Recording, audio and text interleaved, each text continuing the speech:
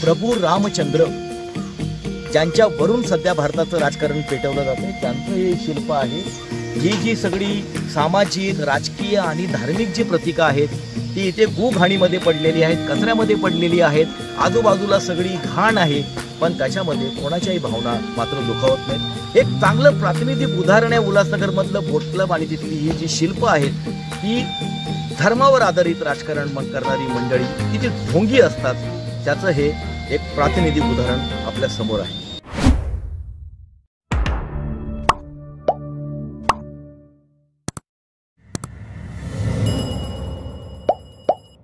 नमस्कार, मीडिया भारत न्यूजमध्ये आपलं स्वागत। मी राज असरोळकर। धर्मावर आधारित राजकारण करणं, धर्मद्वेषावरून लोकांना एकमेकाशी भिडवणं, त्यांच्यात वैर निर्माण करणं, दंगली पेटवणं आणि त्याच्यावरती आपली राजकीय पोळी भाजणं हा सध्या आपल्या भारतातल्या राजकारणाचा एक आत्मा झालेला आहे। परंतु प्रत्यक्षातली परिस्थिती वेगळी असते। जिथे राजकारण नसतं तिथे मात्र यांचा जो धर्म आहे या धर्माबद्दलची अनास्था आपल्याला दिसून येते। बडे बडे लोक असतात, गुंड प्रवृत्तीचे लोक, लोकांवर हल्ले करताना हे जरासुद्धा मागे पुढे बघत नाहीत। परंतु ज्या वेळेला एखाद्या ठिकाणी धर्माचा खरोखरच अपमान होत असतो तिथे मात्र ही माणसं गप्प बसलेली असतात, कारण तिथे यांच्या स्वतःच्या तांगड्या अडकलेल्या असतात। मी आता उल्हासनगरमधल्या बोट क्लब उद्यानामध्ये आहे। एकेकाळी हे उद्यान खूप बहरलेलं होतं आणि फार त्यावेळच्या नगरपालिकेने कमी पैशांमध्ये खर्चामध्ये हे उद्यान विकसित केलेलं होतं। नंतरच्या जे राजकीय नेते आले त्यांनी त्याचा सत्यानाश केला। या उद्यानाला सध्या अवकाळा आलेली आहे। महानगरपालिकेचा जो सफाईचा कंत्राटदार आहे त्याने आता ह्याचा सध्या ताबा घेतलेला आहे, त्याला हे दिलेलं आहे। कचऱ्याच्या गाड्या हे सगळे ढीग आपण बघतोय सगळीकडून आणलेले हे इथे डंप केले जात आहेत। काहीतरी एक षडयंत्र ह्या जागेला हडप करण्यामागचं शिस्त आहे। मी तुम्हाला दाखवणार तो वेगळा मुद्दा आहे। हा माझ्या पत्रकारितेमध्ये मी सगळ्यात पहिल्यांदा हा मुद्दा 1997 साली हा मुद्दा मी मांडलेला होता। त्यानंतर जवळजवळ आता पुन्हा एकदा एक 20-25 वर्षानंतर मी इथे आलेलो आहे। या बोट क्लब उद्यानामध्ये काही शिल्प त्यावेळेला बसवण्यात आलेली होती। ती शिल्प वेगवेगळ्या समाजसुधारकांची, देवी देवतांची, भारत मातेची शिल्पसुद्धा इथे आहेत। अशा प्रकारची शिल्प होती।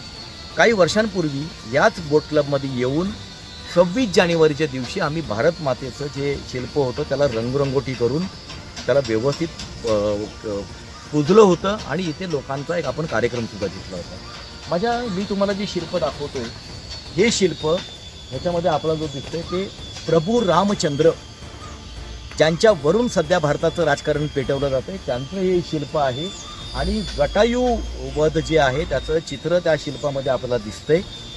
राम आणि लक्ष्मण दोघं जण आहेत, जटायूला ते उपचार करतायत अशा प्रकारचं ते चित्र आहे आणि त्याच्या खाली तो प्रसंग जो आहे तो प्रसंगसुद्धा तिथे त्या शिल्पावरती खाली कोरलेला आहे। हे असं प्रकारचं शिल्प आहे। दुसरं आपण त्या बाजूला जर जाऊन बघितलं तर तिथे सुद्धा आपल्याला वेगवेगळी भारत मातेची शिल्प आहेत। शिवाजी महाराजांचं शिल्प इथे होतं। इथे एका बाजूला गुरु गोविंद सिंग यांचं सुद्धा शिल्प होतं। परंतु अनेकदा राजकीय नेत्यांना आपण हे निदर्शनाला आणलं, महानगरपालिकेच्या निदर्शनाला कोणाच्याही भावना दुखावत नाहीत, कोणालाही वाईट वाटत नाहीत।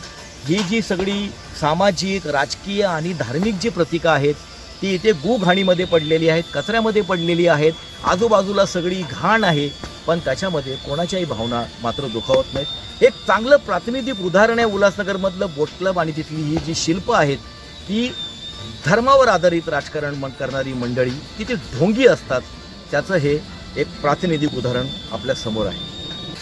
हे शिल्प महाराणा प्रतापांचं शिल्प आहे। त्यांनी चित्तूरला जी कठोर प्रतिज्ञा घेतली होती त्याचा खाली मजकूर आहे। त्या प्रतिज्ञा जेव्हा घेतली होती त्यांचं आणि त्यांच्या शिल्पाची ही सध्या दुरवस्था आहे। उल्हासनगरमध्ये महाराणा प्रताप यांच्या नावाने इथे संस्था आहेत, मंडळं आहेत आणि ज्या वेळेला यांना एक सोपं काम असतं की अशी कुठली मोठ्या लोकांची जयंती वगैरे आली की नवे कपडे घालायचे, फेटे बांधायचे, मोटरसायकली काढायच्या आणि एक रॅली काढली की आपलं कर्तव्य संपलं, अशा पद्धतीचे लोक उल्हासनगरमध्ये आहेत। त्यांना हे चित्र मी असं म्हणेन कॅमेरामॅनला की थोडं जवळून दाखवलं पाहिजे या मंडळींना। भारत माता की जय म्हणायचं आणि आपलं राजकीय जे आपले खेळ आहेत ते करायचे, रचायचे, षडयंत्र रचायची, त्या लोकांना हे शिल्प दाखवलं पाहिजे। हे भारत मातेचं शिल्प आहे, त्याच्या खाली सारे जहां से अच्छा हिंदुस्तान हमारा असं लिहिलेलं आपलं जे गीत आहे ते तिथे आहे। आणि हे जे शिल्प आहे हे कायद्याने बघा लोक चळवळीच्या पुढाकाराने काही वर्षांपूर्वी आपण त्याला रंगरंगोटी केली होती आणि हा संपूर्ण परिसर आपण स्वच्छ करून घेतलेला होता। पुन्हा आज बघतोय की त्याची आज दुरावस्था झालेली आहे।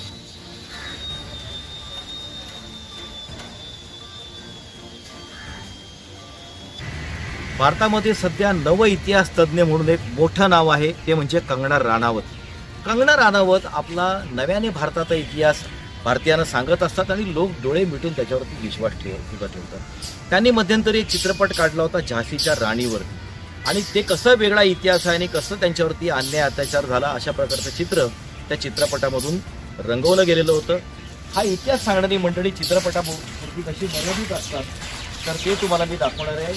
हे जे शिल्प आहे ते कुठल्या अवस्थेमध्ये आहे ते आपण बघू शकता। ही सगळी दुरावस्थेमध्ये ही सगळी शिल्प पडलेली आहेत आणि हे जे आता तुमच्या समोर आहे ते झाशीच्या राणीचं शिल्प। उल्हासनगरमध्ये गेल्या अनेक वर्षांमध्ये इथल्या राजकारणावरती शिवसेना आणि भाजपा या दोन हिंदुत्ववादी पक्षांचा नेहमी प्रभाव राहिलेला आहे। ही मंडळी टिळ्या लावतात मोठमोठे यांचे पदाधिकारी आणि हिंदू गर्व से कवम हिंदू आहे अशा पद्धतीने राजकारण करत असतात। पण आपण सगळी शिल्प जर बघितली तर ह्यांचं हिंदुत्व आणि यांचं धर्मावरचं प्रेम आणि यांचं राष्ट्रीयत्व सुद्धा किती खोटं आहे त्याचं एक चांगलं उदाहरण म्हणजे बोट क्लबमधली ही सगळी शिल्प आहे।